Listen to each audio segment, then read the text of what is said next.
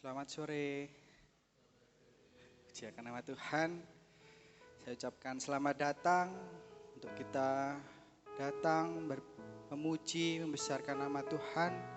Mari saya undang bangkit berdiri, kaum muda-mudi yang terkasih dalam Tuhan.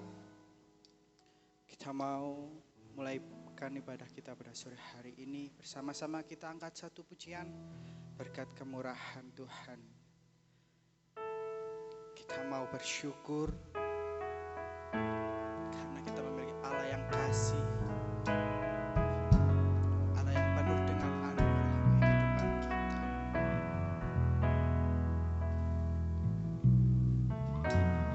Kau hiasi kehidupanku dengan murah-Mu. Masa depanku penuh dengan harapan. Aku ada saat ini, semuanya karena kasih. Aku hidup hari ini, semua berkat kemurahan-Mu.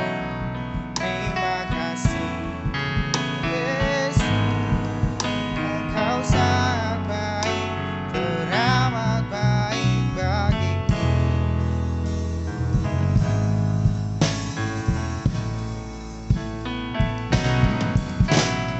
Kau hiasi kehidupanku, Kau rancangkan masa depanku penuh.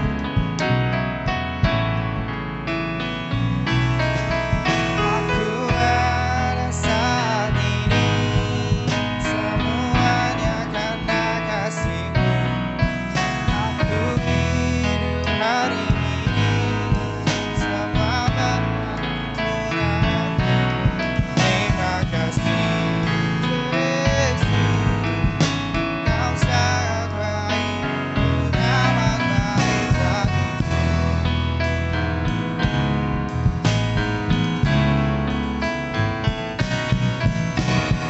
Kau hiasi kehidupanku dengan firman-Mu.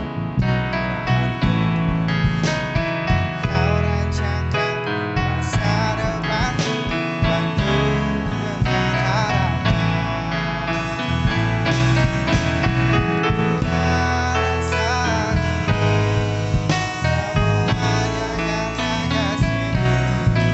Aku hidup hari ini, semua berkat kemurahan-Mu. Terima kasih Yesus, Engkau sangat baik, teramat baik bagiku. Kau hiasi Kau hiasi kehidupanku dengan murahan-Mu. Kau rancangkan masa depanku penuh dengan harapan. Aku ada saat ini, semuanya karena kasih-Mu. Aku hidup hari ini, semua berkat kemurahan-Mu. Terima kasih Yesus, Engkau sangat baik, teramat baik. Aku ada saat ini, semuanya karena kasih-Mu. Aku hidup hari ini, semua berkat kemurahan-Mu. Terima kasih Yesus, Engkau sangat baik, teramat baik bagiku.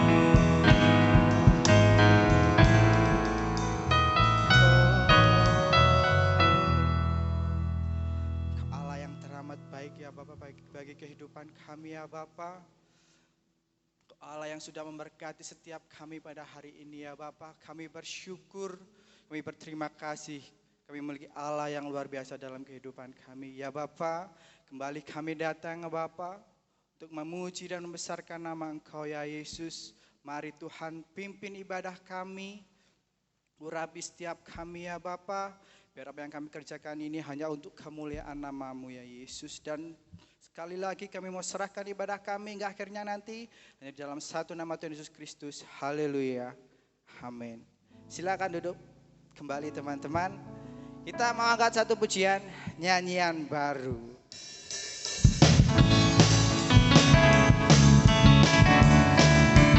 Haleluya.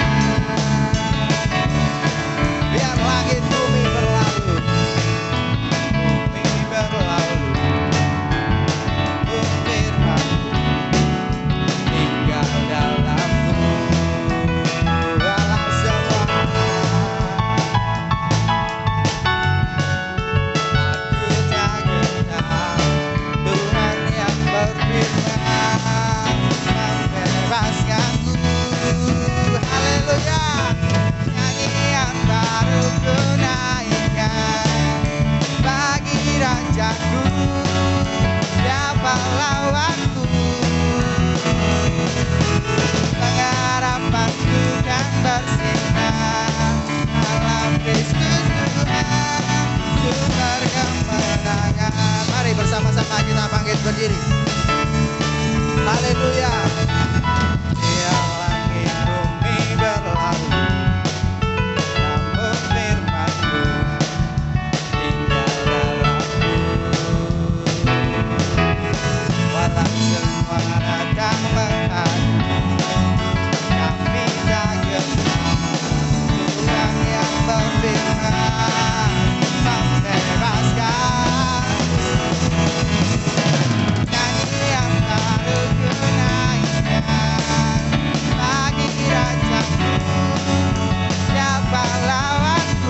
Haleluya, pengharapan kami Tuhan takkan pernah hilang. Haleluya, dalam Kristus Tuhan sumber kemenangan. Nyanyi yang baru ku naikkan bagi Rajaku, siapa lawan? Pengharapanku kan bersinar dalam Kristus Tuhan sumber kemenangan.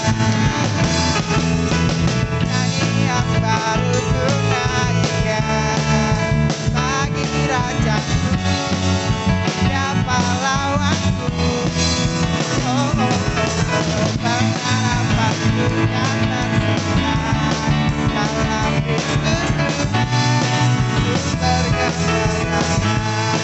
Dalam Kristus Tuhan sumber kemenangan.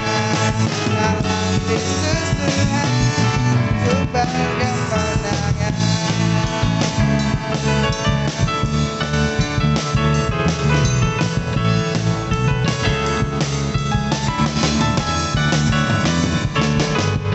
Haleluya.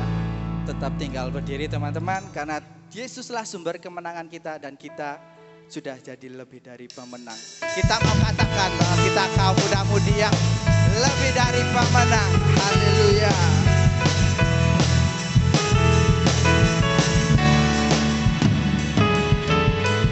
Lebih dari pemenang dalam segala perkara, bisa dikalahkan oleh kuasa darahnya.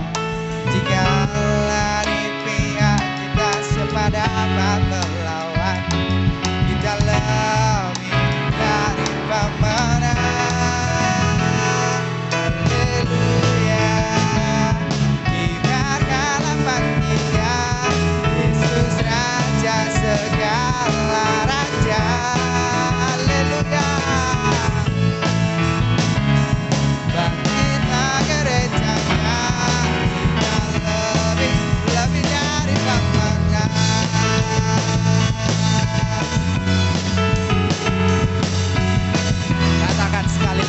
kita lebih dari pemenang. Haleluya.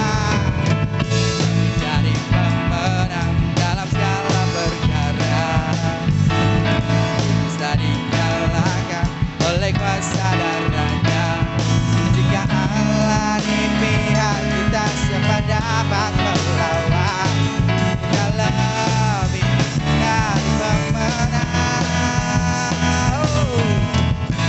Dari pemenang dalam segala perkara. Amin. Bisa dikalahkan oleh kuasa darahnya. Jika Allah di pihak kita, siapa dapat melawan? Kita lebih dari pemenang. Haleluya. Dengarkanlah panggilannya, Yesus Raja segala raja. Haleluya. Bangkitlah gerejanya, kita lebih dari pemenang. Haleluya. Dengarkanlah panggilannya, Yesus Raja segala raja. Amin. Haleluya. Nah, gerejanya kita lebih dari pemenang. Kita lebih dari pemenang. Kita lebih dari pemenang.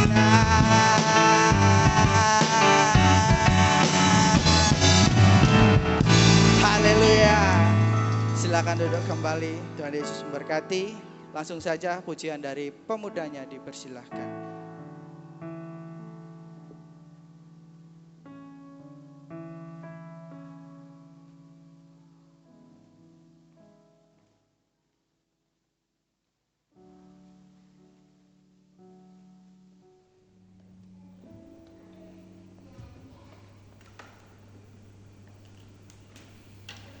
Amen.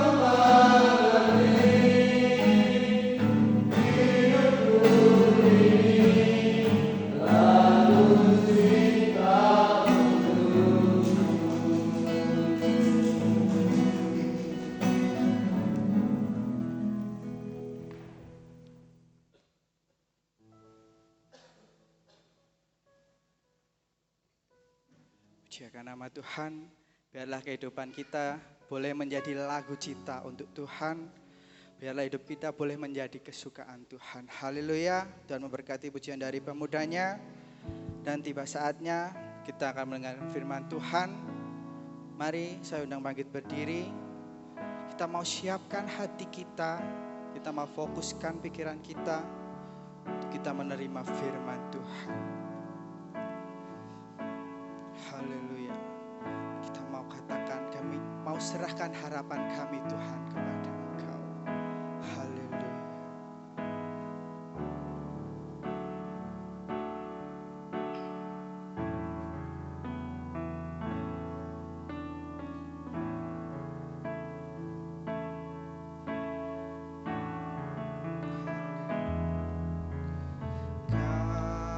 Kasih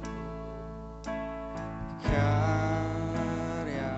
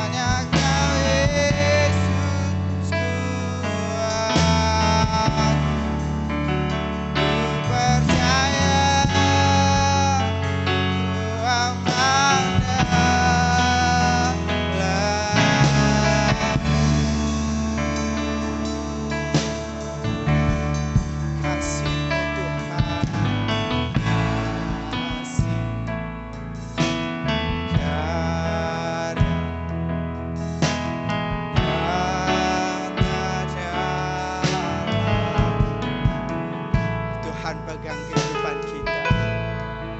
Kita mau belajar terus serahkan setiap kehidupan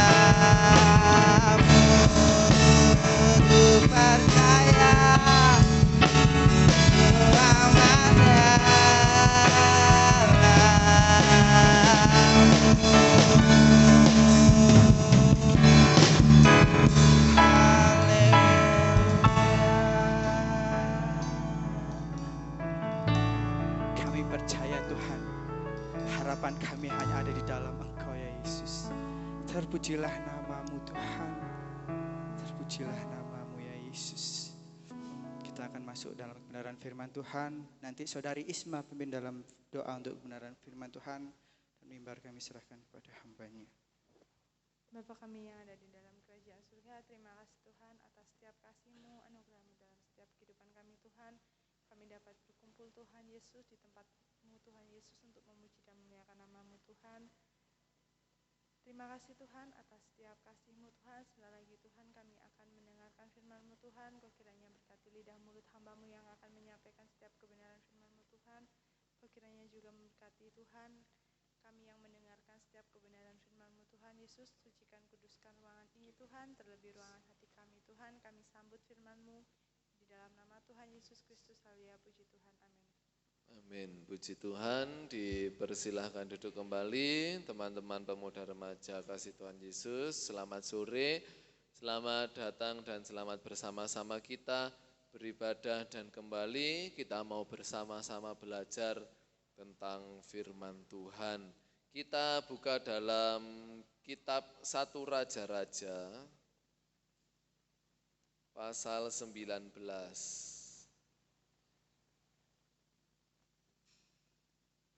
1 Raja-Raja pasal 19 ayat yang ke-7. 1 Raja-Raja 19 ayat yang ke-7 saya bacakan. Tetapi malaikat Tuhan datang untuk kedua kalinya dan menyentuh dia serta berkata, "Bangunlah, makanlah, sebab kalau tidak perjalananmu nanti terlalu jauh bagimu." Puji Tuhan, saya kasih judul firman Tuhan pada sore hari ini, hidup sehat. Ya, hidup sehat. Sebelum kita masuk firman Tuhan, mari kita rekap sejenak di tahun 2020 yang lalu.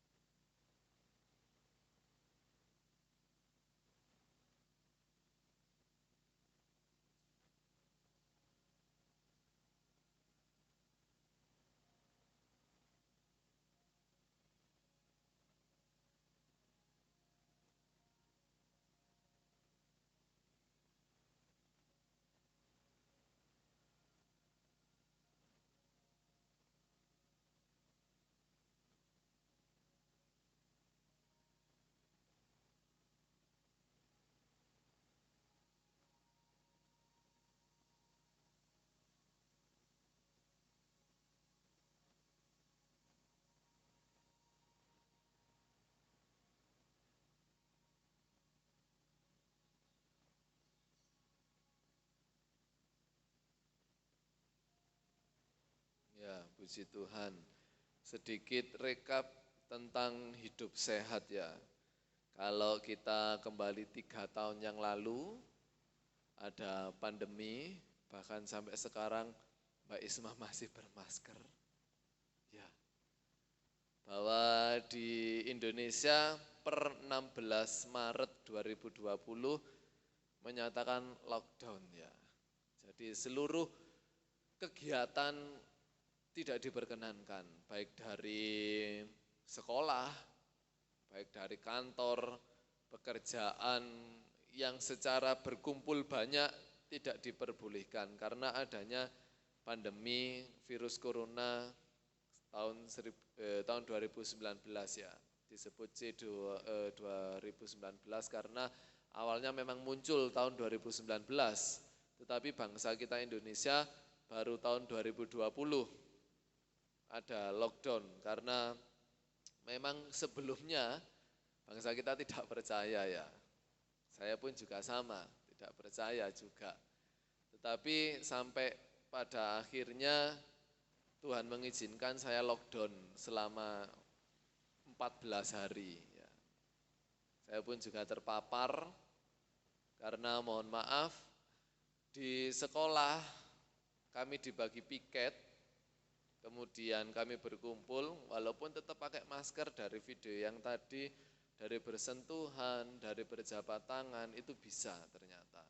Sampai pada akhirnya saya harus isolasi selama 14 hari karena 3 hari anosmia, tidak bisa membau apapun.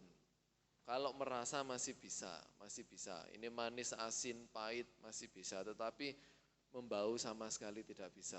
Jadi waktu itu Ibu Gembala masih sakit, saya harus tinggal di kamar pengasingan selama 2 minggu.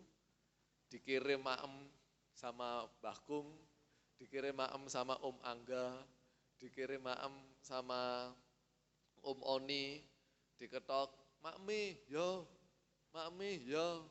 Ya, itu yang terjadi di 3 tahun yang lalu ya.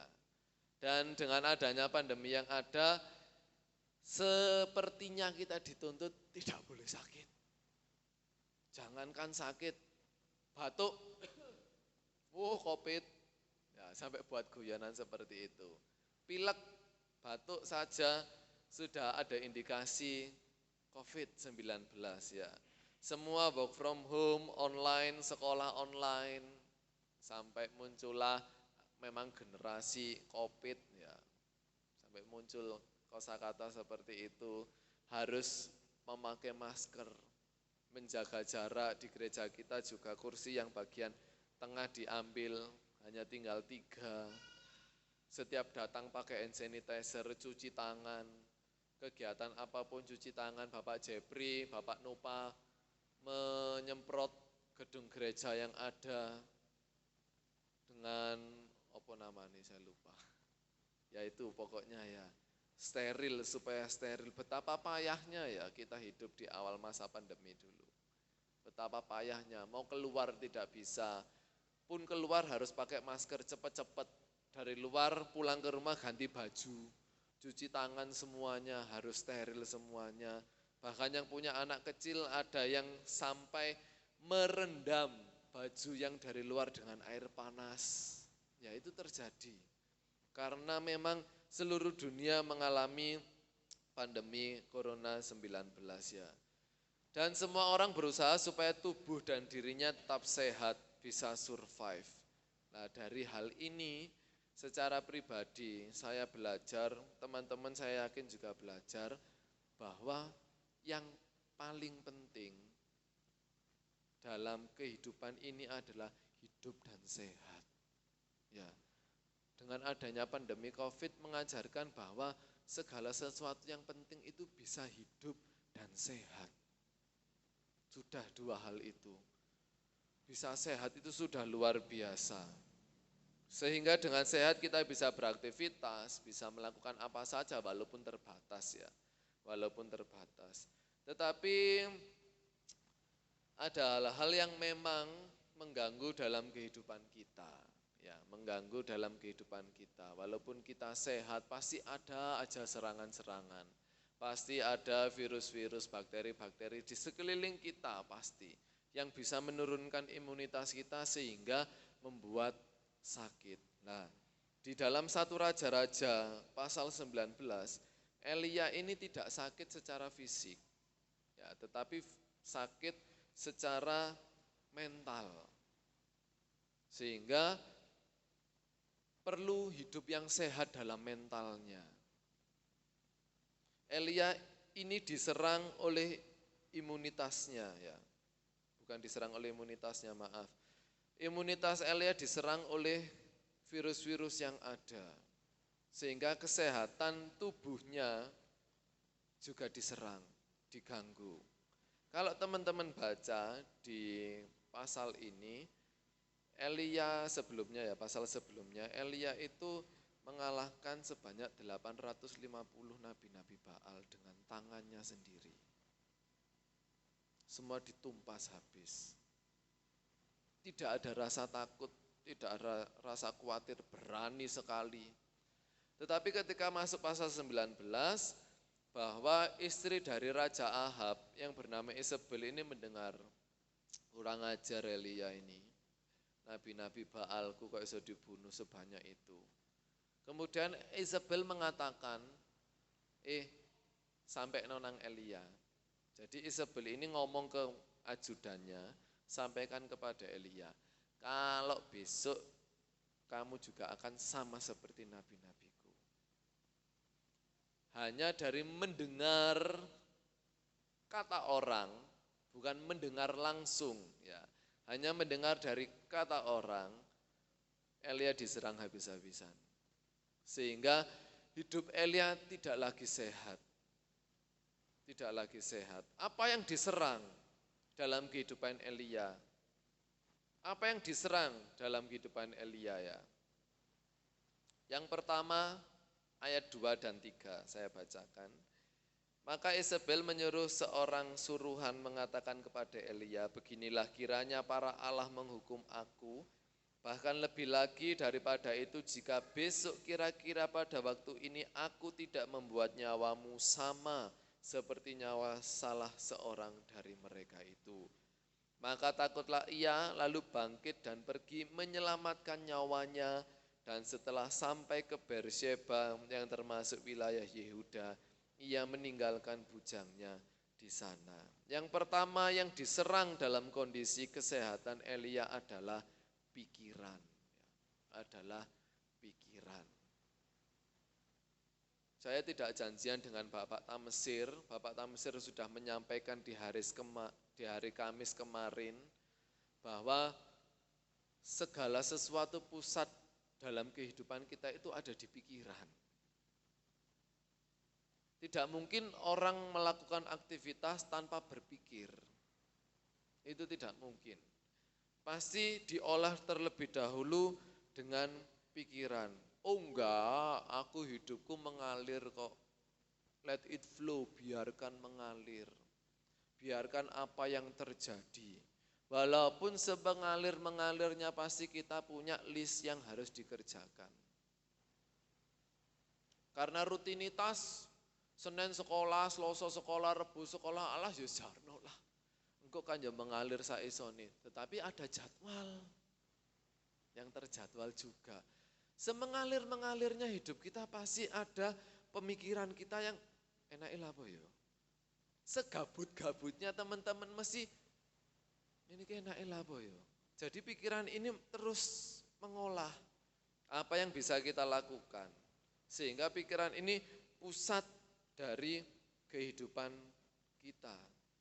Atau kita mungkin muncul tiba-tiba ide-ide. Oh iya ya, enak yang ini paling. Terus kita melakukan. Itu juga bisa.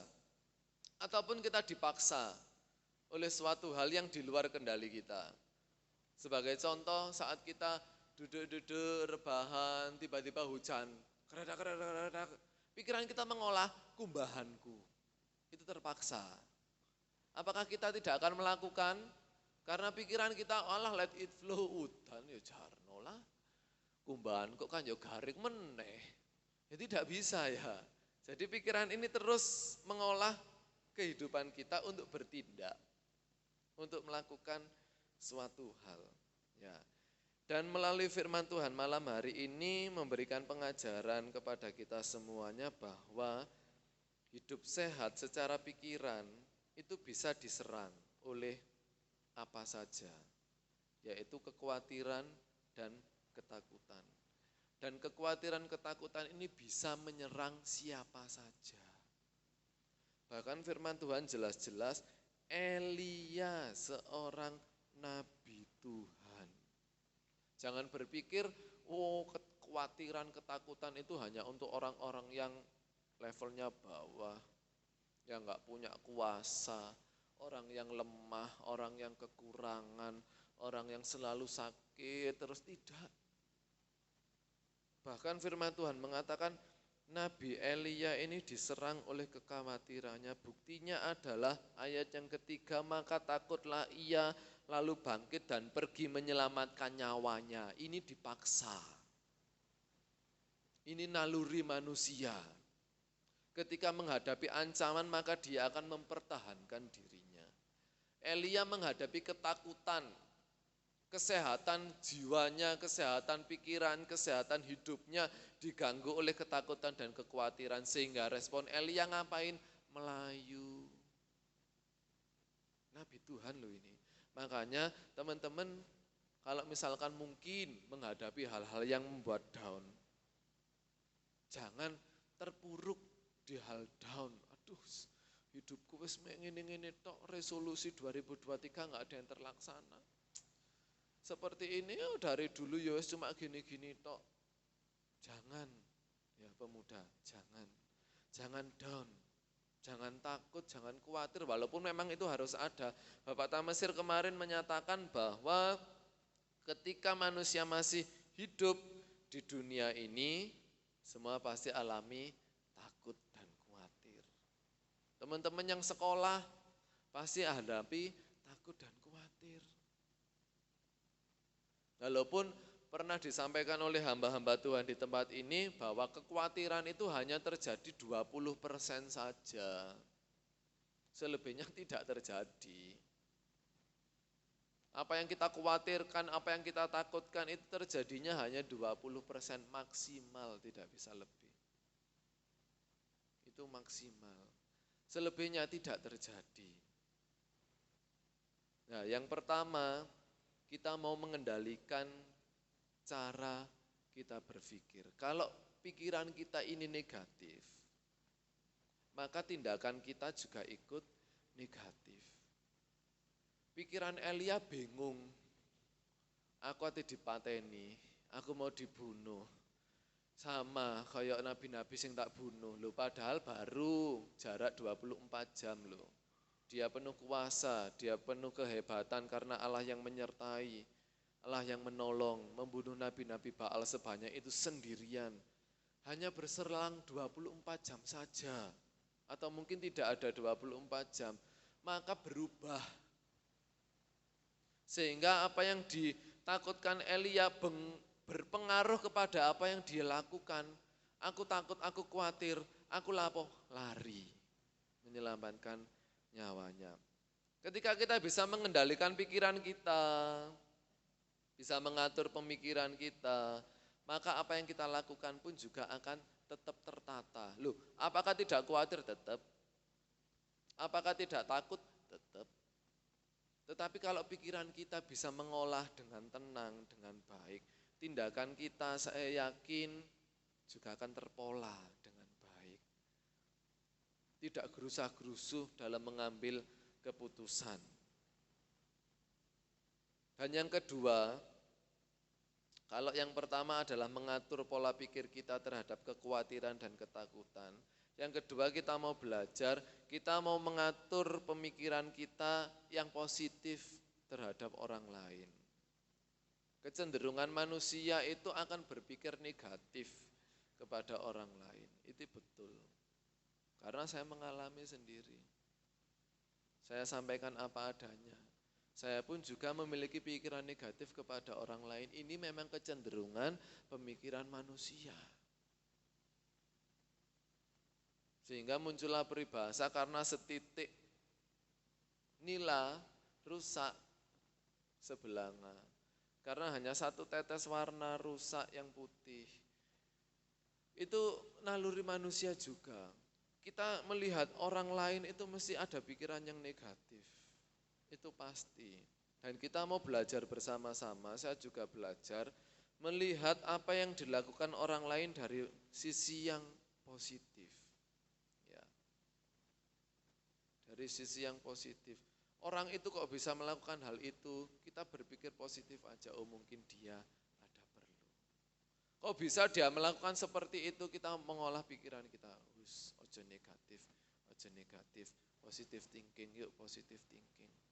Kalau di tempat pekerjaan kami saling mengingatkan. Ada rekan-rekan yang tanda kutip menyenangkan ya. Kayak gitu. Kita mesti berpikir positif. Berpikir, Ketika kita mau ngomong berpikir positif, langsung kita stop. Apakah sulit? Sangat sulit. Ya, teman-teman, sangat sulit sekali. Tapi kita mau belajar. Walaupun sulit, bukan berarti tidak bisa dilakukan. Mari kita kelola pikiran pertama kita tentang hal khawatir, tentang hal takut. Yang kedua, mari kita kelola pemikiran kita terhadap orang lain. Sehingga kita tetap positive thinking. Walaupun kita tahu orang itu mungkin salah melakukan, tetap positive thinking. Positifnya adalah seperti ini. Jangan sampai saya melakukan hal yang sama seperti orang itu. Jadi kita mau belajar seperti itu. Wong iku lho salah kayak ngono, biarno. Yang penting kita jangan melakukan dan jangan mengulangi hal yang sama. Dalam Matius 6 ayat 27 tentang hal pemikiran, Matius 6 ayat yang ke-27. Ini juga dibawakan Pak Temsir Kamis kemarin. Matius 6 ayat 27, siapakah di antara kamu yang karena kekhawatirannya dapat menambah sehasta saja pada jalan hidupnya? Hasta itu 45 cm, ya. Jadi ukuran lengan ini. Dengan khawatir, apakah kita bisa menambah usia kita? Kalau dengan khawatir dan takut bisa menambah usia kita, manusia lebih suka khawatir dan takut daripada hidup damai dan sejahtera. Oh, takut menambah usiaku, memperpanjang. Oh, tak takut aja. Duh, menis, sate Senin meneh minggu, terus Senin, waduh. Khawatir, duh UTS ku ora didum-dum nilainya, gak dibagi-bagi. Gimana hasilnya? Karena UTS ini biasanya nilai asli, khawatir. Karena menambah sehasta. Tidak ada, yang ada itu khawatir dan takut itu memperpendek usia kita. Karena pemikiran kita akan dilingkupi hal-hal yang belum tentu terjadi, tetapi kita koyok-koyok merasa sudah terjadi. Itu mengganggu ya. Itu mengganggu sekali dalam kesehatan kita. Betul. Mengganggu sekali dalam kesehatan baik fisik, terlebih dalam kesehatan jiwa kita, pemikiran kita sangat mengganggu. Mari belajar bersama-sama kita mengelola pikiran kita. Renungkan setiap apa yang mau kita kerjakan, maupun renungkan apa yang kita lihat orang lain kerjakan. Ambil sisi positifnya terus. Jangan yang negatif. Kalau bisa positif terus. Ya. Yang kedua, hidup kita sehat pun juga bisa diserang oleh hal ini, yaitu kembali lagi ya dalam 1 Raja-Raja tadi.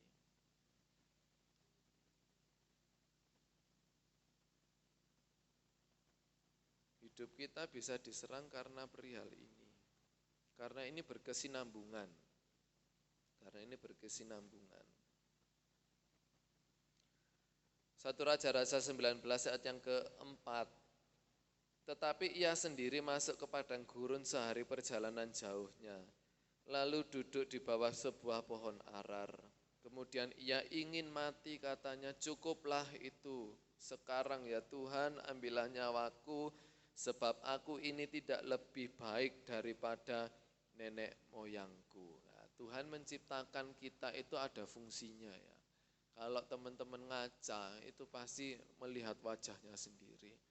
Ada 2 mata, 2 telinga, 2 lubang hidung, 2 alis, simetris, 2 itep, bulu mata.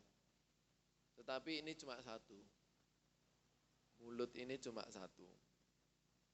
Tetapi kecenderungan manusia ini, mulut ini lebih di depan daripada yang lainnya.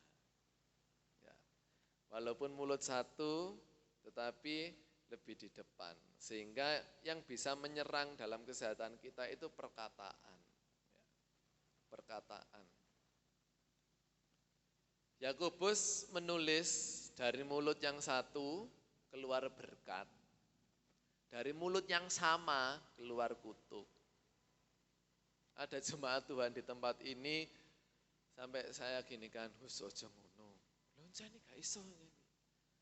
Beliau sampaikan gini, kalau lagi bertobat suami saya itu Roh Kudus. Kalau enggak bertobat Roh Kuda. Saya sampai ojo ngomong ngono. Lho ancene. Dari mulut yang satu keluar berkat, dari mulut yang sama keluar kutuk ya. Ini tentang perkataan. Dan perkataan ini ditentukan dari kondisi apa yang kita alami.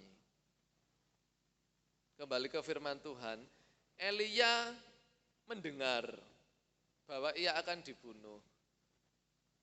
Pemikirannya terdesak mengelola, lari menyelamatkan diri. Lari kekesalan, kecapean. Karena dari pikirannya sendiri, dia mengambil tindakan sendiri. Tidak ada jalan keluar, akhirnya perkataannya negatif. Cukuplah Tuhan, sekarang ambillah nyawaku. Saya pesan kepada teman-teman kamu muda, sedaun-daunnya jangan minta mati ya. Jangan minta mati. Karena ini memang terjadi dalam kehidupan almarhumah Ibu Gembala ya. Karena sakitnya luar biasa, berulang kali, wis aku tak mati ya. Wis aku tak mati ya. Setiap ada hamba Tuhan berkunjung, saya peseni, minta mati. Yang terakhir adalah ketika Ibu Gembala dikunjungi oleh istri dari Om Pinghu ya. Tante Pinghu, saya bisi, minta mati terus tuh. Oh iya, wis tak kandhanani. Terus akhirnya ngobrol sama mama, akhirnya pulang, mama ngomong, aku ketika diseneni Tante Pinghu, aku morong ini. Oh iya wis. Dari sekarang saya gak minta mati lagi. Ya, perlu hal ini. Sedaun-daunnya, sedrop-dropnya teman-teman, jangan sampai keluar kata-kata seperti ini. Firman Tuhan kembali mengatakan dan menyatakan dan mengajarkan kepada kita bahwa perkataan yang negatif pun itu bisa disampaikan oleh seorang nabi Tuhan. Karena apa? Putus asa. Oh berarti lah aku putus asa ya gak popo. Wong aku kudu nabi Tuhan. Wong nabi Tuhan putus asa njaluk mati, jangan. Ya jangan. Kalau ada malaikat lewat moro-moro dicabut loh. Teman-teman jangan. Ya berbahaya.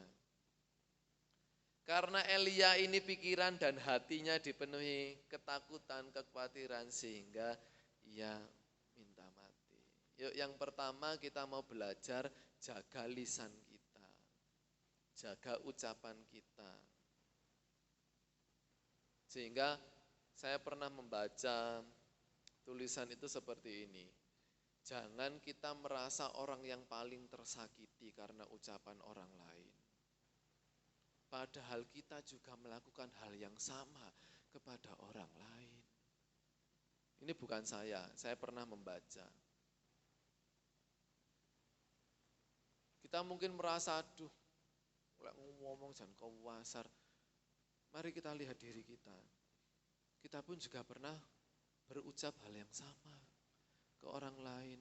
Karena telinga ini dua, mulut satu. Orang yang mendengar itu lebih tertanam apa yang dia dengar daripada orang yang berucap. Itu mudah lupa. Firman Tuhan menyatakan karena perihal ini nyambung, mari kita kelola pemikiran kita dengan baik. Sehingga lisan ucapan kita juga baik. Kalau tadi kelola pikiran, tindakan baik, sekarang kita kelola pikiran supaya lisannya juga baik. Ada hal-hal yang tiba-tiba datang dan perlu kita jawab secara langsung. Ya, itu ada. Karena di luar kendali kita. Karena kita belajar mengelola pemikiran kita, maka lisan kita juga akan tetap positif, tetap baik. Ini perlu latihan loh. Perlu latihan berarti banyak cobaan, iya betul. Kalau kita ingin, Om Angga pernah nyampaikan ya, saya ingat ini dan saya pegang sampai sekarang. Kalau kita ingin sabar, itu mesti akan ketemu orang-orang yang membuat marah. Itu betul. Kalau kita ingin tenang, mesti akan muncul orang-orang yang senengnya buat rame, itu ada. Dan itu memang terjadi, karena Tuhan akan memproses kita. Kalau kita ingin berucap baik, pasti akan ditemukan dengan hal yang secara mendadak dan mendidik. Ya. Bagaimana cara kita mengatasi dengan baik melalui tindakan yang tetap positif, melalui ujaran atau ucapan yang positif.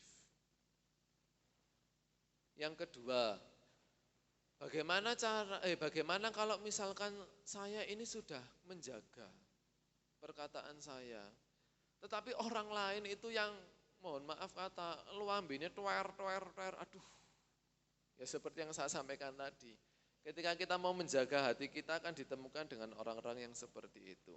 Jangan dimasukkan hati, jangan dimasukkan pemikiran kita yang sudah terpola, jangan mau dirusak hanya karena perkataan orang saja. Hidup kita tidak tergantung dari perkataan orang. Hidup kita itu dari firman Tuhan. Yesus sendiri katakan loh, manusia hidup bukan hanya dari roti saja, tetapi dari setiap firman yang keluar dari mulutnya Allah. Jadi kita hidup ini dari firman dan mulutnya Allah, bukan dari mulutnya tetangga. Atau dari mulutnya teman-teman rekan-rekan kita, tidak. Ya. Mari kita belajar tidak memasukkan hal-hal yang seperti ini, anggap saja angin lalu. Apakah sulit? Sangat sulit. Sangat sulit sekali.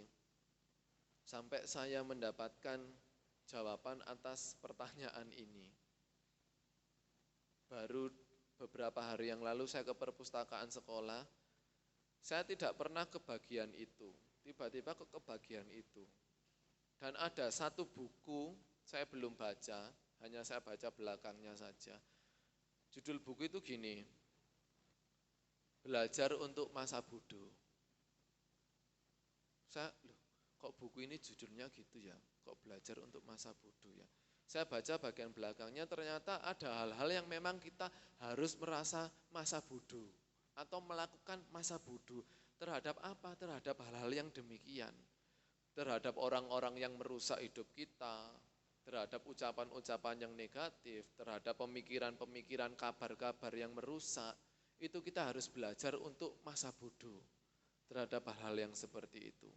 Karena apa? Dampaknya kepada diri kita sendiri, sehingga hidup kita yang sehat, karena pemikiran kita, karena perkataan kita, karena ucapan orang lain, kita jadi down. Mari kita bersama-sama menjaganya. Mari kita bersama-sama menjaganya. Bagaimana cara menjaganya? Ayat yang ke-5 sampai ke-7. Sesudah itu ia berbaring dan tidur di bawah pohon arar itu. Tetapi tiba-tiba seorang malaikat menyentuh dia serta berkata kepadanya, bangunlah, makanlah. Ketika ia melihat sekitarnya, maka pada sebelah kepalanya ada roti bakar dan sebuah kendi berisi air. Lalu ia makan dan minum kemudian berbaring pula. Tetapi malaikat Tuhan datang untuk kedua kalinya dan menyentuh dia serta berkata, bangunlah, makanlah. Sebab kalau tidak perjalananmu nanti terlalu jauh bagimu. Bagaimana cara supaya kita hidup sehat? Dengan cara menjaga pikiran, dengan menjaga ucapan kita, dengan makan dan minum. Kalau kita mau sehat secara fisik, kita perlu makan, kita perlu minum. Lebih baik teman-teman ambil puasa daripada teman-teman enggak puasa, etok-etok puasa dengan makan terlambat. Itu sudah saya alami, ya sampai kemarin waktu Ibu Iis ada gawe di depan, saya sakit karena apa? Saya makan sekitar jam 10, setengah 11 padahal tidak puasa. Lebih baik puasa aja. Daripada teman-teman makan tidak teratur, itu mengganggu kesehatan fisik. Sama kehidupan kejiwaan kita, kehidupan rohani kita, kehidupan mental kita harus makan dan minum. Melalui apa? Tadi sudah saya sampaikan, firman Allah. Ya. Bacalah firman Allah. Saya yakin teman-teman pasti ada waktu kok, ada waktu. Saya sekolah, saya kuliah. Sekolah apakah tidak ada jam kosong? Kenapa enggak Mas Abed?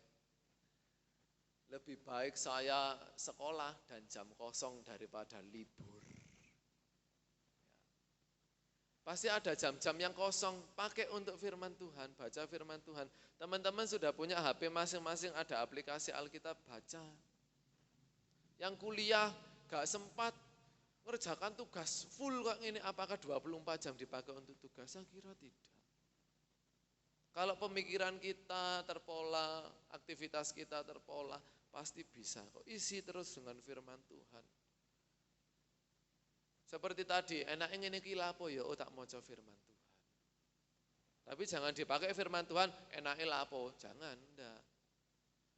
Setiap kita ada kesempatan, ada waktu senggang, sambil istirahat, baca firman Tuhan. Ayat terakhir, Yudas 1 ayat 20. Mengapa kok kita harus membaca firman Tuhan? Mengapa kita harus makan dalam menjaga pemikiran dan ucapan supaya tetap sehat? Yudas 1 ayat 20. Akan tetapi kamu, saudara-saudaraku yang kekasih, bangunlah dirimu sendiri di atas dasar imanmu yang paling suci dan berdoalah dalam Roh Kudus. Dengan kita mengelola pemikiran, dengan kita mengelola ucapan seperti tadi, Elia bisa tidur. Dalam artian bisa tenang, bisa berdoa. Teman-teman dengan membaca firman Tuhan itu membangun diri sendiri.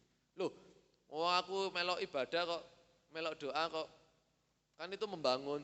Tidak, doa ibadah itu hanya berapa menit. Lebih banyak teman-teman di mana? Di luar lingkup gereja. Bangun terus. Bangun terus. Loh, kan ada orang lain, betul orang lain bisa membantu membangun. Seperti orang membangun rumah, siapa yang membangun rumah? Ya orang itu. Apakah ada orang sayan? Ada membantu. Tetapi apakah sampai selesai? Ya tidak. Yang punya bangunan rumah itu siapa? Ya orang itu. Orang lain bisa membantu kehidupan kita untuk bertumbuh. Itu sangat perlu juga dukungan-dukungan teman-teman sekitar kita. Tetapi bangun diri sendiri. Kalau bukan diri sendiri, siapa lagi? Karena yang tahu diri itu hanya Tuhan. Firman Tuhan katakan kita pun tahu diri kita itu hanya sebagian kecil. Sepenuhnya Tuhan. Karena Tuhan yang tahu, Tuhan itu firman. Yohanes 1. Tuhan adalah firman dan firman itu Tuhan yang ada di dalam hidup kita. Bangun terus ya, bangun terus. Sehingga tadi di dalam 1 Raja-Raja, bangun, ya bangun, makan, minum. Kalau tidak perjalananmu tidak kuat. Kalau kita tidak membangun diri kita, perjalanan kita ini tidak kuat. Kalau enggak ada firman Tuhan itu tidak kuat. Sehingga Elia, malaikat dan firman Tuhan mengajarkan kita, ketika engkau disuruh makan minum mungkin engkau capek, tidur lagi. Ada malaikat Tuhan yang membangunkan, ayo tangin deh, bangun terus. Bangun, maem meneh, minum meneh, supaya perjalananmu kuat. Ya. Supaya hidup kita kuat, tetap sehat, bangun terus pola pikir kita. Bangun terus lisan ucapan kita ke arah yang baik tentunya. Bukan semakin turun, bukan semakin merosot. Sama-sama belajar, terlebih saya terus belajar tentang hal ini. Biarlah firman Tuhan menolong setiap kehidupan kita. Tuhan Yesus memberkati, tetap semangat, tetap setia. Sekali Yesus, tetap Yesus. Saya kembalikan ke Om Angga.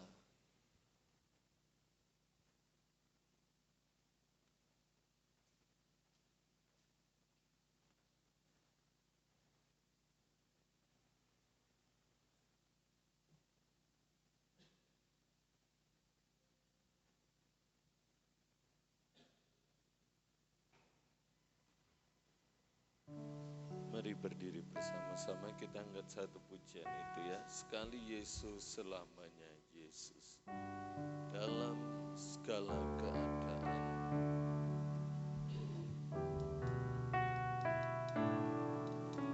Dalam segala keadaan. Waktu ku maupun kurang.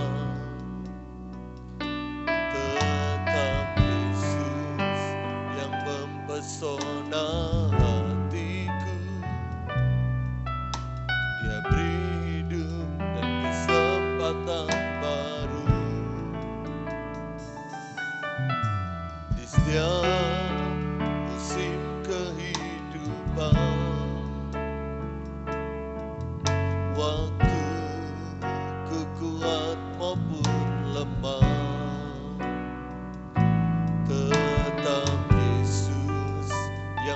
pesona hatiku,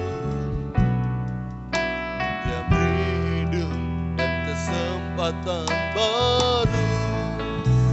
Sekali Yesus, selamanya Yesus, harapanku tak akan hilang, karena kasih-Nya sekarang ku ada. Oh Yesusku, ku cinta Kau selamanya.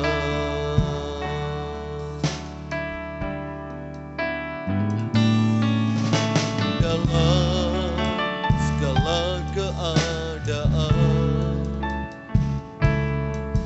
waktu berlimpah maupun kurang, tetap Yesus yang mempesona hatiku. Dia beri damai dan kesempatan baru. Di setiap musim kehidupan, waktu ku kuat maupun lemah, tetap Yesus yang mempesona hatiku.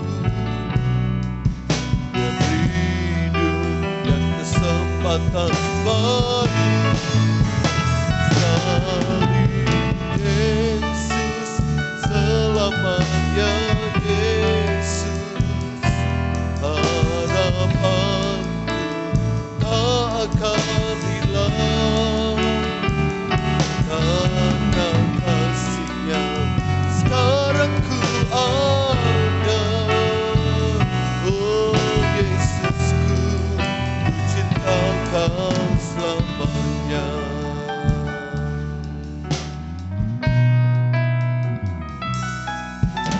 Dalam segala keadaan, waktu berlimpah maupun kurang, biar Yesus yang mempesona hati kita. Lebih dari segala keadaan kita.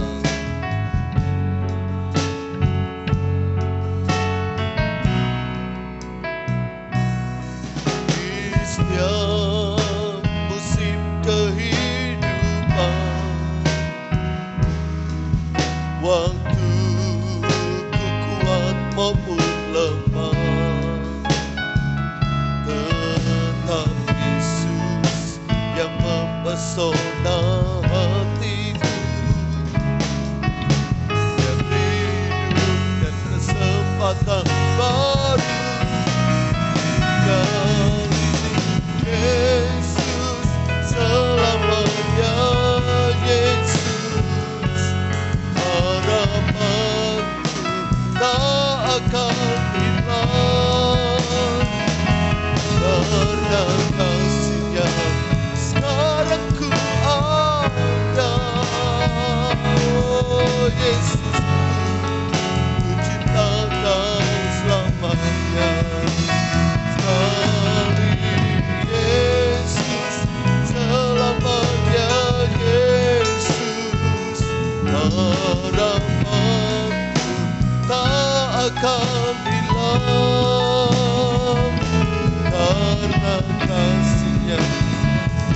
sekarang ku ada.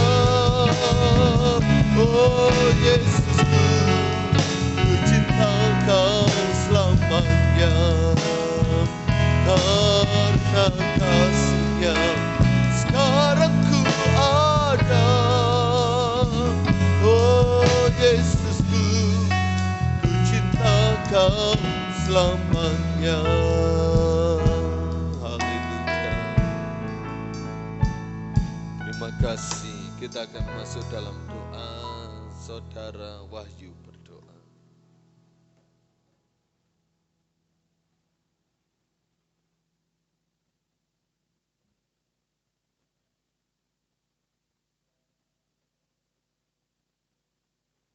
Amin. Puji Tuhan. Kita akan beri persembahan. Silakan duduk kembali. Kita angkat satu pujian, lebih dari pemenang dalam segala perkara.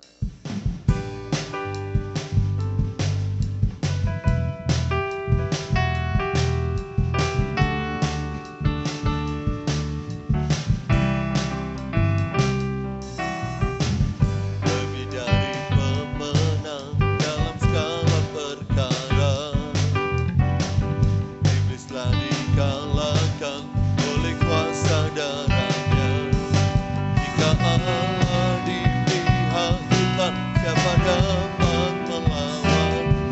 Kita lebih dari pemenang. Haleluya. Kibar dalam hatinya Yesus Raja segala raja. Haleluya. Bangkitlah gerejanya, kita lebih dari pemenang.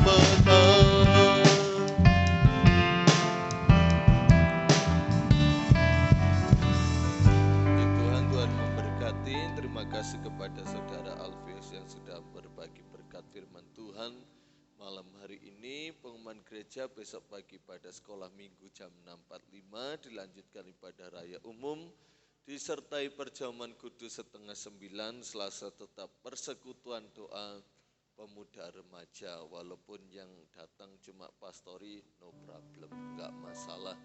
Terima kasih untuk setiap kehadiran kita bersama pada petang hari ini ya.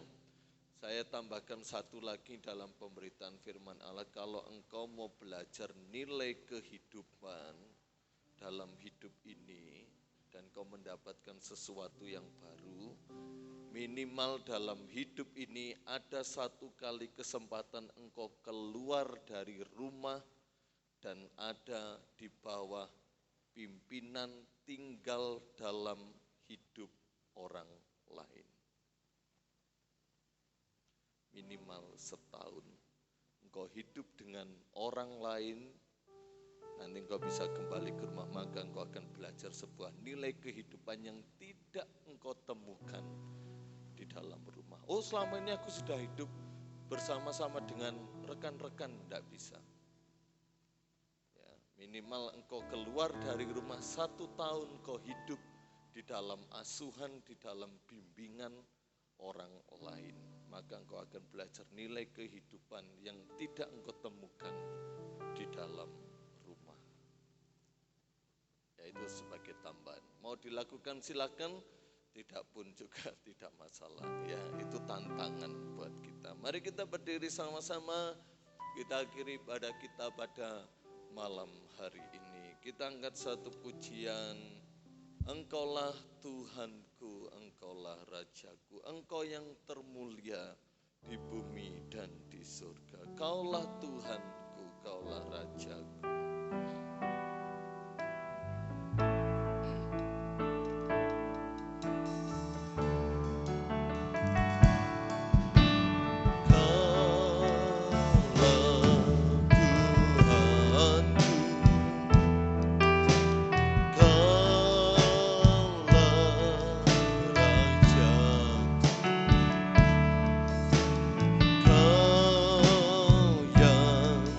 Termulia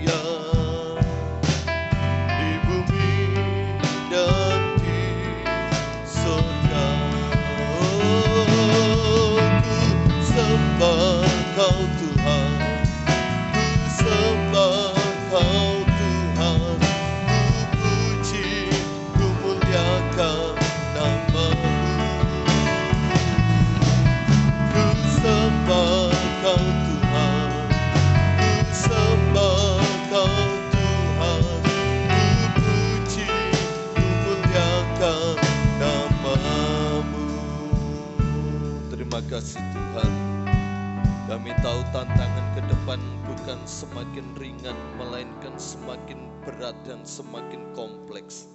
Seringkali itu menyerang pikiran kami, perasaan kami. Seringkali juga itu mempengaruhi pola hidup kami. Sehingga kami tidak mampu menjaga lisan, menjaga perbuatan, menjaga hal-hal dalam hidup ini supaya tetap berkenan di hadapan Tuhan. Namun kami yakin Engkau berikan kami firman-Mu dan Roh Kudus-Mu untuk kami selalu bangun. Mungkin kami saat ini mengalami kelemahan baik secara jasmani maupun secara rohani, kami lemah. Tapi tak henti-hentinya malaikat Tuhan, Allah sendiri membangunkan kami untuk kami bangkit kembali, untuk kembali kami makan, kami minum kebenaran-Mu, minum air surgawi-Mu, sehingga Engkau memampukan dan menguatkan kami dalam kami menjalani kehidupan ini. Biar kami bukan menjadi generasi yang gampang sekali hancur, gampang sekali remuk ketika menghadapi masalah. Tapi biar kami menjadi generasi yang semakin kuat. Bahkan kami memiliki keyakinan seperti Yosua dan Kaleb. Ketika menghadapi raksasa-raksasa, itu bagaikan roti yang akan kami telan habis. Kami akan makan, kami akan nikmati itu. Sehingga kami menjadi orang-orang yang semakin kuat, yang semakin tangguh dalam kami menghadapi hidup ini, maupun dalam kami mengiring akan Engkau ya Tuhan. Sebab tantangan iman pun juga tidak semakin kendor. Iblis semakin giat bekerja untuk menjatuhkan kami. Namun kami yakin firman-Mu dan Roh Kudus selalu menopang, menuntun langkah-langkah hidup kami. Segala kemuliaan bagi Tuhan. Karena Tuhan sudah memberkati ibadah kami petang hari ini. Memberkati setiap generasi muda yang ada. Menjadi alat Tuhan yang heran bagi kemuliaan-Mu. Dalam segala apa yang kami kerjakan. Dibuat berhasil. Dan Kau menjadikan kami berkat bagi banyak orang. Sehingga dimanapun kami berada, di lingkungan kami berada, dimanapun kami ada, di situ Engkau beserta kami. Dan kami memberikan pengaruh dampak yang baik. Sehingga kemuliaan Allah dinyatakan. Rekan-rekan kami yang tidak hadir, Tuhan tahu, Tuhan kenal. Doa kami mereka dapat berhimpun bersama untuk beribadah kepada Tuhan. Kami akan pulang ke rumah masing-masing. Tuhan hentar tibakan di rumah dengan segala selamat. Perlindungan dan penjagaan Tuhan menjadi bagian kami senantiasa. Pemuda remaja yang terkasih dalam Tuhan, terimalah berkat yang datangnya dari Allah Bapa, cinta kasih rahmat anugerah dari Putra yang tunggal Yesus Kristus, serta persekutuan dalam Allah Roh Kudus menyertai memberkati kita sekalian sampai Maranatha Tuhan datang yang kedua kali. Dalam berkat nama Tuhan Yesus Kristus kami berdoa dan bersyukur kepadamu. Haleluya, amin. Selamat malam, Tuhan memberkati.